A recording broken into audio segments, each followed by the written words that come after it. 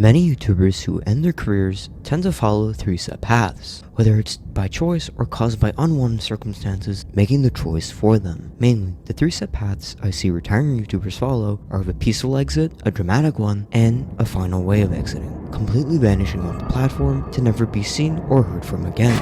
And today, I'll be covering three YouTubers that went missing and were never heard from again.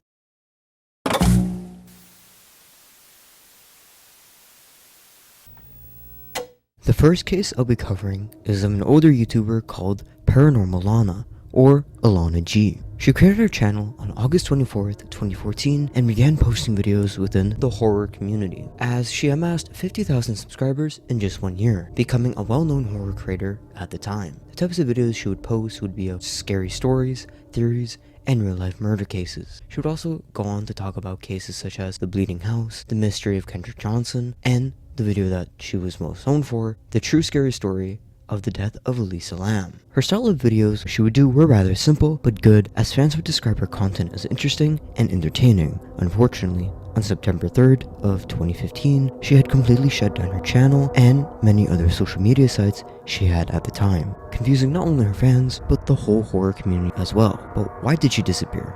Well, no one truly knows, as there's barely any concrete information or evidence to draw a proper conclusion to. Though, with the drawn timeline of events and the very little evidence that we have to work with, I can at least outline her story to shed a bit of light on what might have happened to her.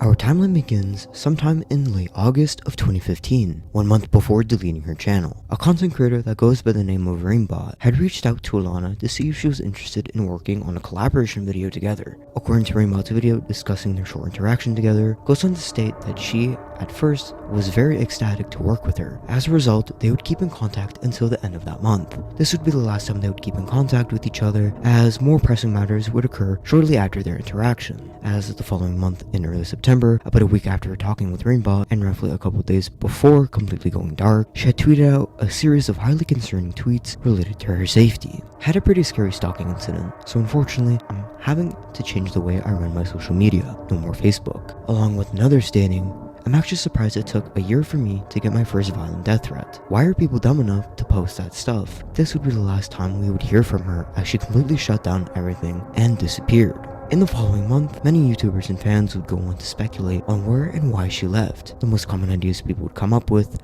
based on the YouTuber Scary Theaters list from a video that he did investigating the situation, it goes on to state that she either got captured by a stalker, got scared posting online because of the stalker, got sick of making videos, and finally, she faked it all for attention. Now, right away, I would like to quickly point out that two of these theories make no sense. One, if she did all of this for attention, why would she go so far as to delete her channel that was already doing well? Also knowing the fact that she can reactivate the account without personal contact with someone at YouTube or reaching out, which would be cheating the system anyway, which is against YouTube's terms of service. And even if it wasn't, YouTubers' past attempts of faking tragic events for clouds have not turned out too kindly for them. Secondly, I don't think she would be sick of making videos if she was interested in working on one with another creator a month right before she deleted her channel. And also, why would you delete her channel and just not keep her other videos up, even if she wasn't uploading? Now, there would be no further updates on the situation until the YouTuber Rainbot posted a now deleted video in 2017 exploring a channel by the name of Truly Free Me. A channel dedicated to creating content around narcissism. What does this have to do with Alana, you might be asking? People thought this channel was Alana's channel revived, as they were getting notifications when this channel uploaded, even though they never subscribed to it in the first place, and that their sub counts were similar. That's it. For why, again, people believe that Alana was being either stalked or abused in some kind of way. This is why people believe the Truly Free Me lady exists. That way Alana can still post, in this case about helping abuse victims such as herself, and still have the added benefit of anonymity. I'm just here to say that this theory is completely wrong. If you look up Truly Free Me, then you'll notice that their channel was created in 2011. From what I can remember, and based on what Alana's leftover Social Blade profile says, her account wasn't actually created until 2014. I really don't understand why people thought this was her, and I'm only mentioning this info to show how truly ridiculous the internet can get at times and how skewed this story really is. Other than that, A few more cases of fake accounts pretending to be her sprang up on Twitter and other social media platforms. Throughout the rest of the years though, no new updates were added to finding Alana's whereabouts, and eventually grew stagnant, until many years later she would allegedly come back with a new video and channel on August 10th, 2023, to only delete it shortly later. Now the only sources I found talking about this was a Reddit post from 7 months ago as of recording, and a video screenshot that was shared in the YouTuber's A Dark Paths video, also talking about Alana G's situation. Now, I looked ever to see if anyone had archived the video, but couldn't find it anywhere. I only have 2 pieces of proof of any of this even happening, and well, to work with. One of them being a Reddit post briefly discussing it with the dead link to the supposed new channel that she had made, and the other is this screenshot from A Dark Paths video. So I'm not even sure if this is real at all, or just another fake account baiting for views. People have also claimed to have found her by looking up private documents of residence and marriage status, along with other private information that I will not be sharing. But also, take this info with a heavy grain of salt, as false information is all too common with this case in regards of new information or concrete evidence, and that's all that can be really drawn in this case. Currently, there really isn't much to work with either, other than the 2 tweets I didn't mention earlier, as I think these are the best supports to my final thoughts and theory of this case. So, the 3rd tweet reads out, "My uncle is a cop, the other 2 criminal lawyers. Finally threatening me online will always turn out bad for you."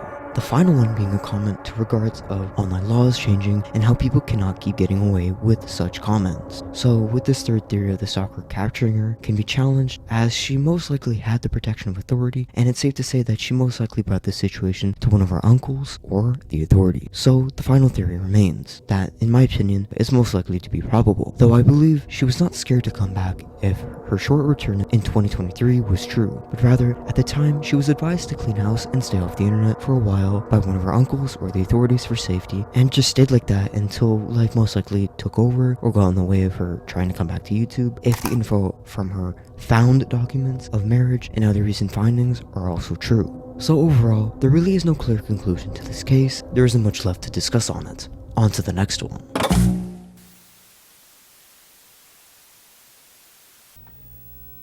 It's been a while since I've talked about the YouTuber Beastie. He was one of the first cases I've ever covered on this channel and in this series, with an addition to a quick update video on my 2nd channel. But I put him on this list as I feel like my quick update video didn't really add much to his case. And there have been many more updates, so I'll be covering his semi-recent comeback and disappearance. I'll be quickly going over Beastie's past for those who have not seen it, and as a quick refresher for those who haven't seen my video in a while. Beastie grew up in a small town in Kentucky called Owensboro, along with 3 other siblings and parents. From what I could find, based on Beastie and his brother It's Wes' videos, they've had a rather harsh upbringing, dealing with poor mental health and bullying throughout their high school journey. When Beastie turned 16 years old, he would buy an Xbox 360, marking the start of his YouTube career when he posted his first gaming video on October 29th, 2013. Though not succeeding the first time, Beastie would go on to create multiple channels until finally creating the channel Beastie.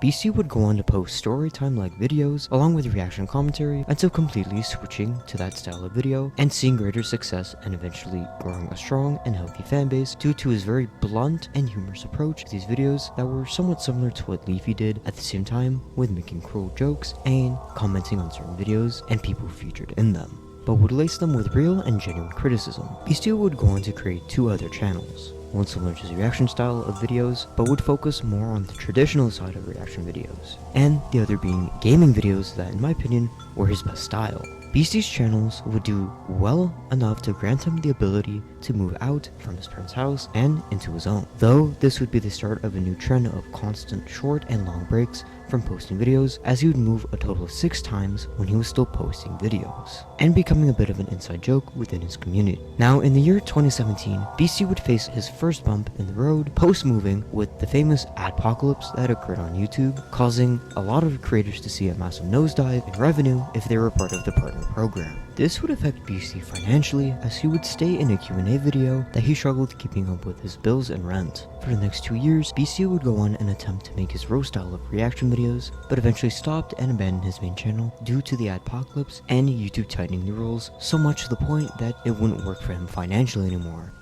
This channel is dead. Not in terms of me not being able to upload on YouTube with this channel, but in the sense of I can't make money on this channel. And to some of you, that may not be a huge deal. You may be like, well, just upload anyway. But as a YouTuber that has 2 other channels and now I'm trying to create my own business, I don't have the time. And I can't upload here. With the addition of one very controversial video that pretty much ruined the entire monetization of his channel. Throughout the year of 2019, BC would move again, causing his upload schedule on his reaction channel to drop so much that he would post only 9 videos total that year. In an update video posted on his reaction channel, he'd go on to talk about how YouTube would demonetize and delete his videos every time he moved, which would most likely explain why he would only upload 4 videos after he moved to Florida, and also leave this channel as well. BC would stick to posting to his gaming channel for a while until he moved again in 2020 and again in 2021. Where offline, he had a serious hospital visit where he almost died. Then he posted a few more Let's Play videos until not posting again. He had made a comment stating that he had to replace equipment for recording and would be back, but he just didn't. Everything was just silent, much like all of his other social media platforms. Until November 12th, 2023, a new video came out on his old commentary channel, though this video did not feature Beastie at all. It featured a random guy talking about a random crypto investing app called Crypto Arbitrage. In the same month, more videos related to the same thing would get posted to the channel, raising more and more alarm bells within his fanbase asking what is going on, until Beastie himself came out on Twitter asking at Team YouTube to help him get his account back as it was obviously hacked. The tweet reads out, "My account was hacked. The hackers changed the phone number on the account so I can't reset my password, please help."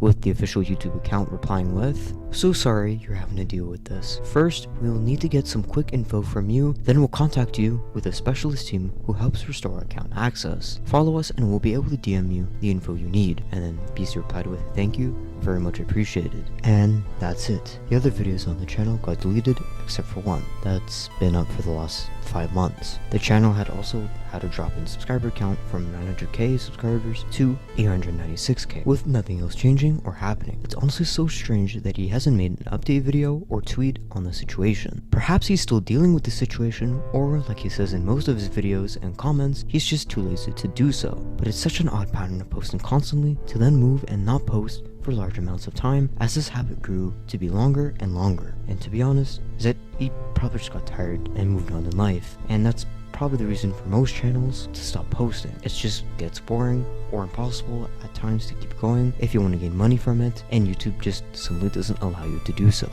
Now, I also would like to comment, not every YouTuber does YouTube for money, but if you do make money off the thing, it kind of becomes a main, motivator to post anyway, even if you enjoy doing so. And for Beastie's case, trying to do it full time, it just simply doesn't work when YouTube is constantly up your ass.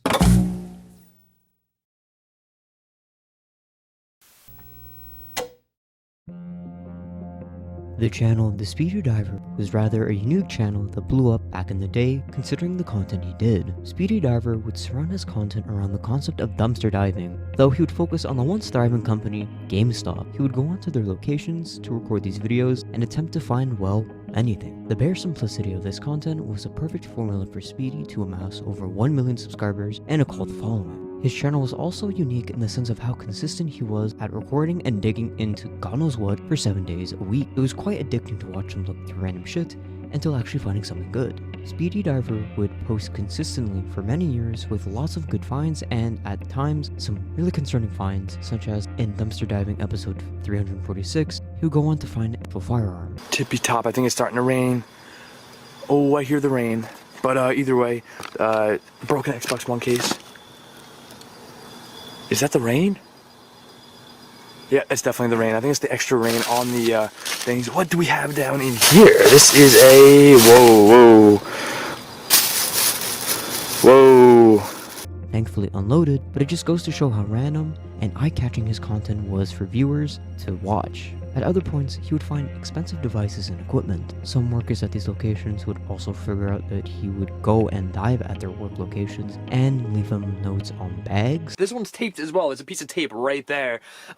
There was a note taped on a bag and it was green and it said, "Do not share until like Sunday" or something. Now tonight, I found another bag, just one bag. There's no other bags, just one tonight, with I think a note? Question mark?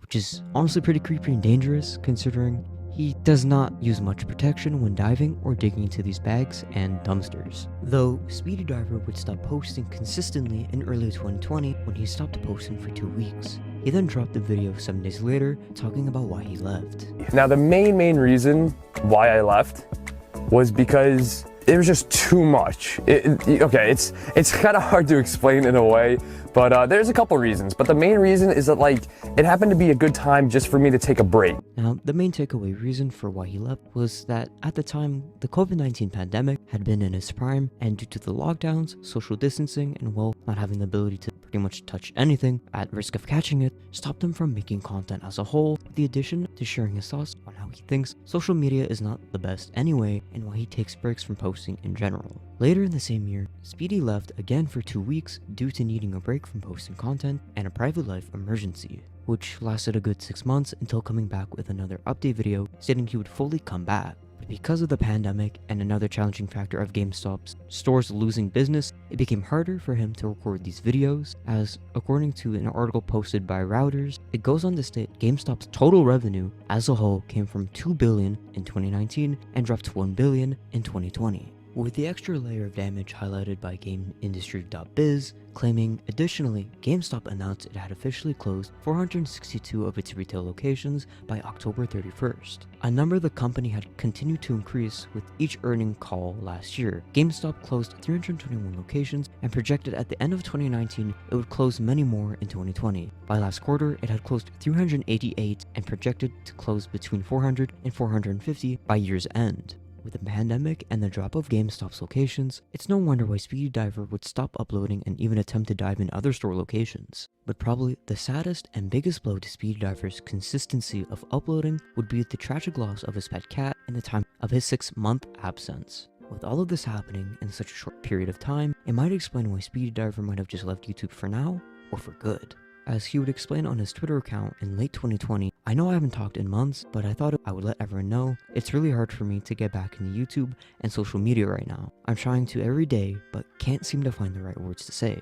Love you all and stay positive. After all of that, he would go on to post some more videos until completely stopping, with his last post being on July 20th, 2021. The loss of a pet and the loss of GameStop's locations to record at, to the dislike for social media and perhaps other factors in Speedy Diver's life, might have been the reason why this legendary YouTuber just up and left, though I, and many of his fans, hope he has a return one day. And that's it for today's video. School's been really in the way lately, and well, many other things I've been working on behind the scenes. Trying to get these other channels back to life, and staying consistent with this one is a little bit difficult, but summer's around the corner. So uploads will be a little bit more consistent. Next month's video will be a sequel to my previous video I did, songs with disturbing backstories, as I had a lot of suggestions for that. And yeah, that's it. Deuces.